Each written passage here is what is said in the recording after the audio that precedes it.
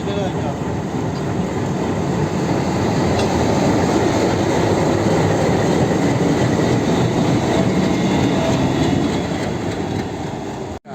প্রাপ্তি। এবং আপনি জানেন গতকাল আমরা স্পিড টেস্ট করেছি, যেখানে আমাদের ডিজাইন স্পিড ছিল 120 কিলোমিটার, আমরা মোটামুটি 122 কিলোমিটার পর্যন্ত রিচ করতে পারছিলাম।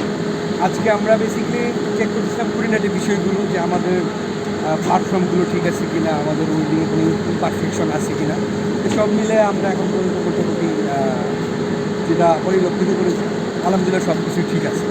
এবং আশা করা যায় খুব দ্রুত হয়তো বা এই রেল লাইন সবার জন্য খুলে দেওয়া হবে। এই পাশে যাবেন? আমি হ্যাঁ, চলে যাবো কিনা ভাবতেছি। একবার চিন্তা করছি নড়াইল পর্যন্ত যায় নাকি, দাঁড়াবে না ওখানে।